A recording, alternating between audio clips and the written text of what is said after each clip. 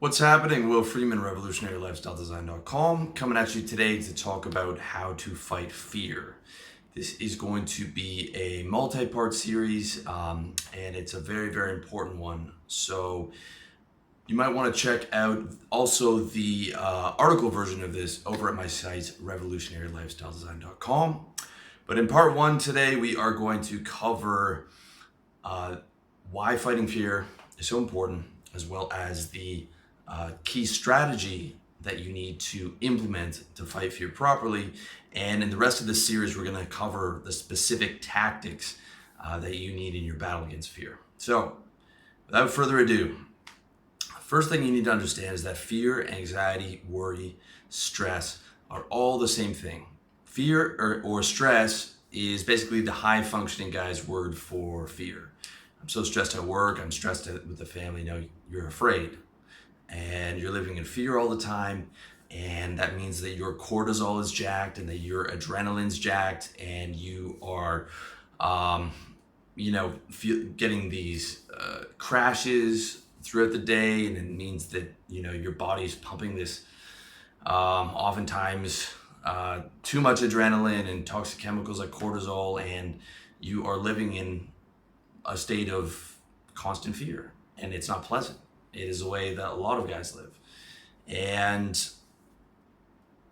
it's not good for you. It really isn't. And it takes a while, especially after you step out of that rat race. And I've decompressed so much being out here as opposed to being in the busy city in Toronto in a demanding job, that it really is a game changer to create a low fear lifestyle. Okay, it really, really is one of the biggest game changers out there. And to create it on all aspects, across all aspects of your life, is absolutely, absolutely huge. So that's sort of what I want to be able to lay out to you in this series. And it is just, so important. And if you're living with a lot of fear and anxiety, I promise you, if you can put all this stuff into place, it is a game changer. All right. So first thing you need to understand about that is what fear actually is. Okay, fear isn't actually pain, but it is the desire to avoid future suffering, which causes you to suffer in the present. Okay, it is the desire to avoid future suffering, which causes you to suffer in the present. Okay, because you can't be afraid about something that's happening now. You are always afraid about what's going to happen next.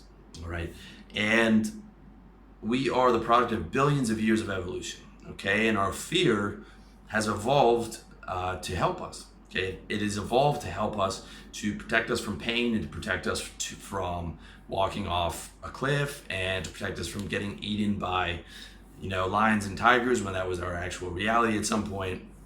And fear evolved to be our friend, to protect us.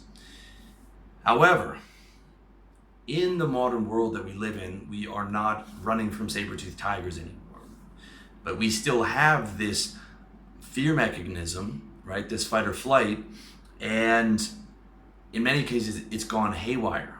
And it's out of control because it's been programmed into all these other things that we think we need, and into our job, and into our quest for material goods, and all these different areas. And instead of it being a friend that was just there to protect us from predators when, we lived a relatively calm life outside of, things like that, it is now a constant, and for many people, a constant low level, everyday anxiety, just about bills and about job and about the mortgage and all these different things. And it has become a foe. Okay, for many people, I would say maybe even the majority of people, fear is now a foe, okay, instead of a friend. Fear should be a friend that helps you stay out of trouble, instead of, it helps you not get hit by a car, instead of a foe that is constantly spoiling your reality by keeping you in the state of low, or for some people, mid-level fear for most of their daily life, all right? So the key is not trying to get rid of fear. Okay, you're never going to get rid of fear, And in reality, I don't know if you even want to get rid of fear, okay? Because when you're not afraid of that oncoming car, you're not going to turn off, to the side of the road, right? It could be a quick end for you, if you were completely devoid of fear. But you don't want to be a slave to it, okay? So the key is finding that balance, all right, between being a slave to your fear, which is a neurotic person, or not, being completely reckless with your fear, not having respect for it, which is a reckless person, okay? And if you're a young guy, chances are 18 to 21, you might be one of those reckless dudes. And that's just as bad as being a neurotic person and being a slave to it, all right? What you want is your fear to be your friend and your fear to serve you instead of you serving the fear. Just like in my video about your beliefs and your ideologies serving you. You want your fear to serve you. You want your fear to be under you, and you want it to be a loyal friend to tell you when things are the correct things that you should be afraid of, instead of your overlord who is constantly sitting here and demanding what you do, and you're constantly acting out of fear, okay? It's not the situation that you want. You want fear to be your friend, and you want a balance between being a slave and having a healthy respect for your friend fear, or being a reckless person and having no respect for it. All right. So that is one of your daily battles, and it's not easy. Okay, fear never goes away, and a lot of people talk about getting rid of anxiety completely. This does not happen. All right, anxiety, fear, they are with you until you either die or you become an enlightened being, okay? They are with you as long as you are attached to this physical body. So you have to learn to live with it, and you have to expect that there is going to be a daily battle, but you can make such good progress in this area that you will really surprise yourself in massive ways, okay? But you can't wake up thinking that you can't have these expectations of that fear is just going to be completely gone, and you have this superhuman, fearless attitude. Even a guy like Richard Branson has fears. He just is very good at dealing with them. He's very good at controlling them, and he's probably far less outcome independent than the average guy. Part of that's because he has a ton of cash, and he doesn't have to worry about money too much.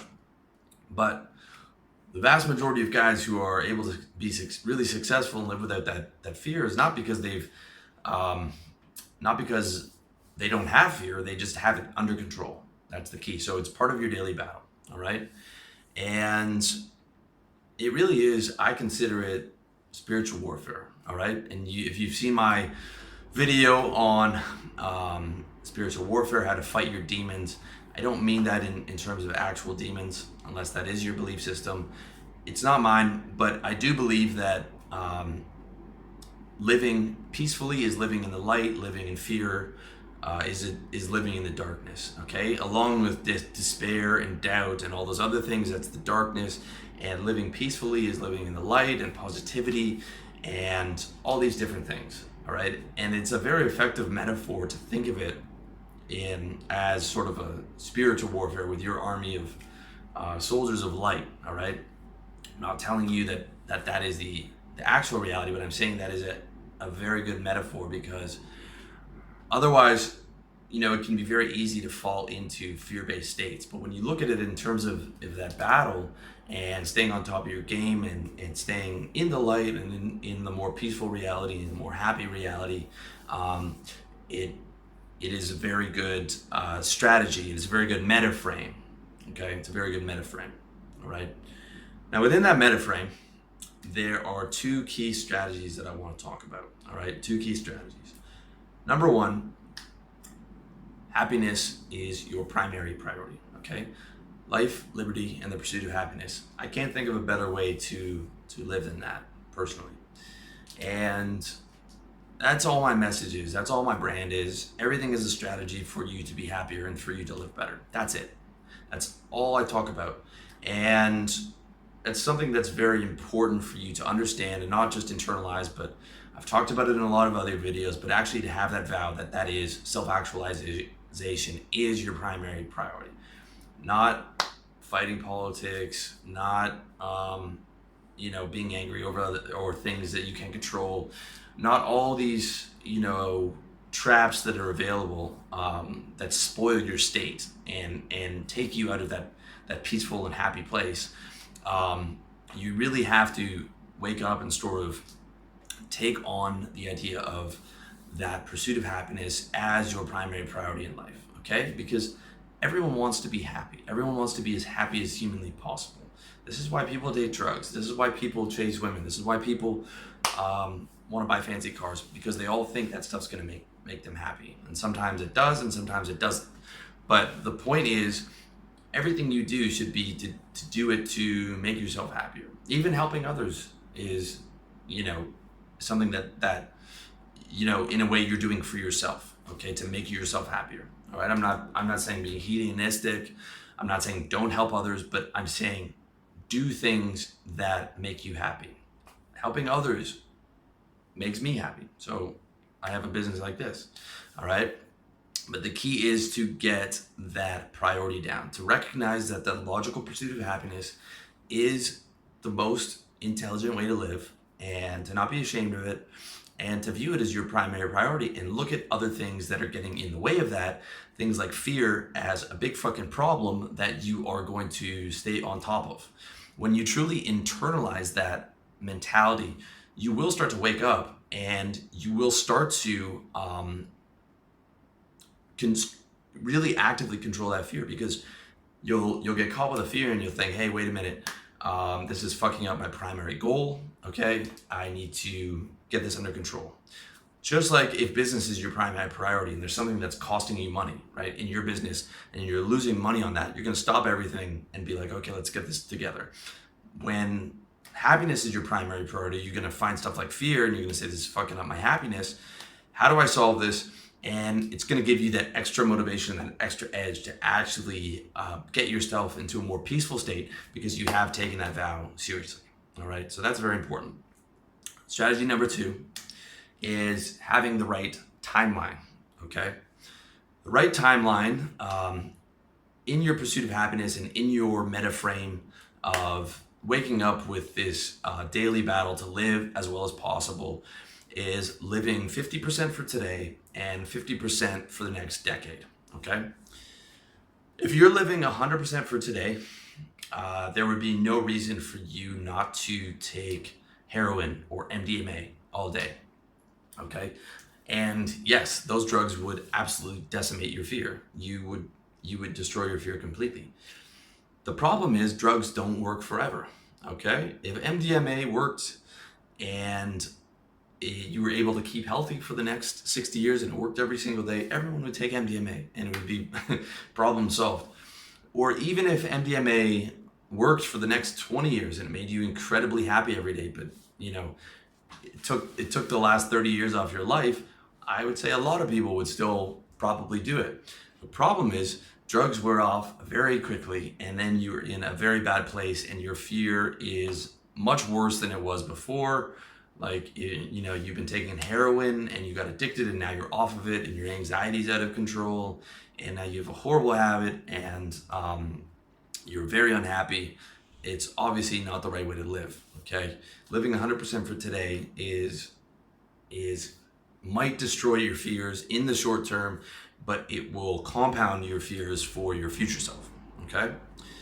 Now, the same goes for living 100% in the future. This is what is called the Deferred Life Plan, originally coined by Tim Ferriss in his seminal book, The 4-Hour Workweek. This is where the guy,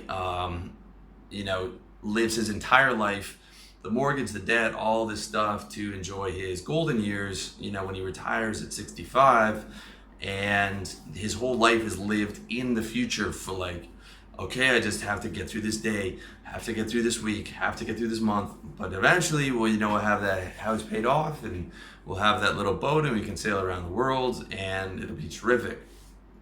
This is no better way to live than living 100% in the future, because you are outsourcing your happiness to your future self, who might not even make it to 65. And you are also living in a very fear-based reality where you're constantly worried about things that are, you're worried about things that are 30, 40 years out, okay? Your retirement, all right? I'm not telling you not to worry about retirement, but I'm saying worry about the next 10 years instead of the next 50 years. Because one, the next 50 years is not guaranteed. Two, you are probably 18 to 35, like most of my readers are 18 to 40. And, yes, you want to focus on making money. And yes, you want to focus on getting comfortable. But as long as you're focusing within the next 10 years, you will be comfortable when you get to that point. I'm not saying be reckless, but I'm saying 30, 40, 50 years is a bit too long of a timeline. All right, this might be different as you get older if you're a guy who's in his 50s, but for like you young guys, just make sure that you're going to have cash and that your health is going to be good 10 years from now. Okay, if you're 20, picture your life at 30 and picture being like financially secure and you've got money and you're in shape and all that stuff, instead of like picturing 65, and like I'm gonna, work forever and live completely in the future with all these future fears, okay? Because when you're only focusing on the future, it is very easy to have fears. It is very easy to worry about all the fucking potential things that could go wrong. And, just looking at the news cycle and the amount of stuff, I mean, you could be worrying about the economic collapse and all this stuff. Like, oh, when I'm 65, what's the world gonna look like? It's too much, okay? So you want to focus on 50% today, 50% on the future, and it's really important to be serious about that happiness, okay? Because when you do, it will improve the quality of your life starting today. And it's a good way to look at things in terms of like, okay, I'm enjoying 50% today and then 50% enjoyment over the next decade. And I'm going to improve my happiness now. I'm going to improve my fear now, starting today, and I'm going to live with less fear. However, I'm not compromising my future self, okay? And but I'm also not jacking up the fear to like insane levels, because I'm living constantly in the future. So you are living more in the present, okay? Which means that you are not worrying so much about the future, but you are worrying enough that you're not fucking over yourself 10 years from now, okay? You're not living, all out at 23 and just partying and going crazy and living 100% for today and fucking over your 33-year-old self who's still going to be working, a shitty job because you didn't fucking plan well and you didn't get that business started, all right?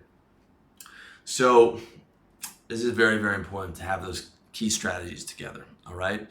So to wrap up, fear is, one part of your daily Metaframe, which is the battle for your pursuit of happiness, okay? Fear is a major, major part of that. Your daily Metaframe when you wake up is the battle for your pursuit of happiness. Fear is a major part of that, mitigating fear, okay?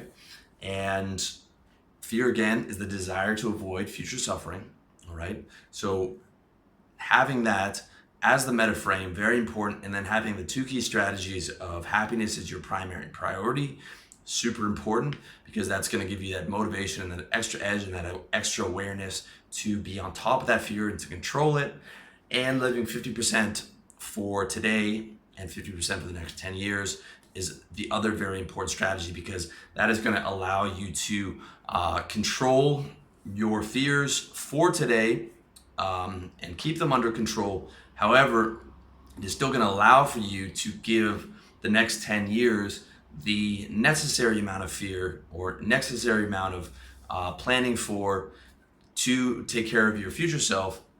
However, without being so far ahead of the future that you're living in the deferred life plan and you're not enjoying it and you're worrying about shit that's going to happen when you're 65.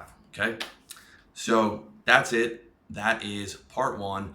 what fear is and the strategies. Stay tuned to part 2, where we are going to get into the actual tactics. It's going to be a multi-part series dealing with all different types of fears, anxieties, and everything. So stay tuned to that. Check that one out.